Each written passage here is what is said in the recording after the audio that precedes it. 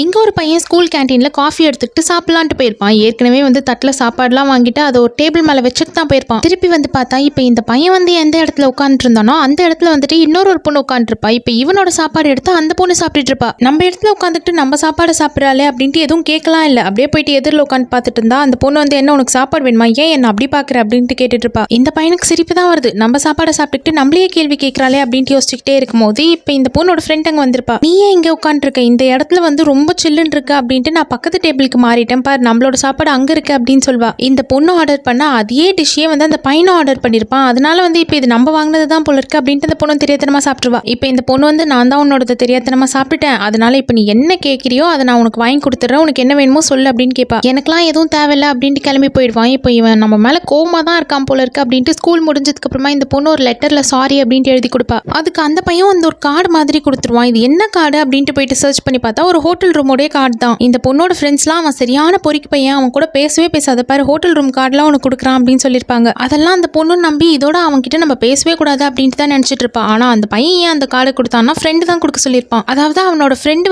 வெளியே ஒருத்தவங்க வெயிட் பண்ணிட்டு இருப்பாங்க, அவங்க கிட்ட போயிட்டு இந்த கார்டை கொடுத்துரு அப்படின்னு சொல்லி அனுப்பியிருப்பான். ஆனா வெளியே நின்றுட்டு இருந்தது இந்த பொண்ணு தான். அதனால மாத்தி இந்த பொண்ணு கிட்ட கார்டை கொடுத்துட்டு வந்துருவான். இப்போ ஃப்ரெண்டு கார்டை கொடுக்க சொன்ன கொடுக்கலையா அப்படின்னு கேட்கிறப்போ நான் கொடுத்துட்டேன்னு தான் சொல்லுவான். யார்கிட்ட கொடுத்த, நீ தப்பான ஆள் கிட்ட கொடுத்துருக்க போல இருக்கு அப்படின்ட்டு ஃப்ரெண்டு சொன்னதுக்கு அப்புறமா தான் நம்ம இந்த பொண்ணு கிட்ட மாத்தி கொடுத்துட்டோன்னே தெரிய வரும். இப்போ இவங்க ரெண்டு பேரும் ஒரே கிளாஸ்ல தான் படிப்பாங்க. இந்த பொண்ணுக்கு வேற வழியே இல்லை, புதுசா கிளாஸ்ல ஜாயின் பண்ணிருப்பாளா. இப்போ அந்த பையன் பக்கத்துல தான் போயிட்டு உட்காந்தே ஆகணும். ஆனா கொஞ்சம் தள்ளியே தான் உட்காந்துருப்பா. இப்போ டீச்சர் உங்களெல்லாம் நீங்களே இன்ட்ரடியூஸ் பண்ணிக்கோங்க அப்படின்னு சொல்லுவாங்க. அதுல அந்த பையன் எந்திரிச்சு நின்று ஒரு 2 நிமிஷம் பேசியிருப்பான். அப்பதான் இப்போ இந்த பையன் ஸ்கூல் டாப்பர் அப்படின்றதே தெரிய வரும். இந்த பொண்ணுக்கு ஒரே சந்தோஷமா இருக்கு. இப்போ நம்ம நல்லா படிக்கணும் தானே இந்த ஸ்கூலுக்கு வந்திருக்கோம், டாப்பர் பக்கத்துலேயே உட்காந்துருக்கோம், அதனால இவன் என்னெல்லாம் பண்றானோ அதெல்லாம் நம்மள பார்த்து பண்ணிக்கணும் அப்படின்னு நினைச்சிட்டு இருப்பா. எப்பவுமே அந்த லேப்டாப்பையே தான் பார்த்துட்டு இருக்கான். அப்படி அதுல என்னதான் இருக்கு அப்படின்ட்டு இந்த பொண்ணு எட்டி எட்டி பாப்பா. நம்மளோட சீக்ரெட்ஸ்லாம் இந்த பொண்ணுக்கு தெரிஞ்சிடக்கூடாது, இவ்வளவு நம்ம பக்கத்துலேயே உட்கார வைக்க கூடாது அப்படின்றதுக்காக இப்போ இந்த பையன் உன்னை டீச்சர் இன்ட்ரடியூஸ் பண்ண சொல்றாங்க, இப்போ சீக்கிரமா சொல்லு அப்படின்னு சொல்லியிருப்பான். டீச்சர் ஏதோ பாடம் தான் எடுத்துட்டு இருப்பாங்க. இப்போ இந்த பொண்ணு பைத்தியம் மாதிரி எந்திரிச்சு நின்று ஒளறிட்டு இருப்பா. பாக்குற எல்லாருமே பயங்கரமா விழுந்து விழுந்து சிரிப்பாங்க. அதுல இருந்தே இப்போ இவங்க 2 பேரும்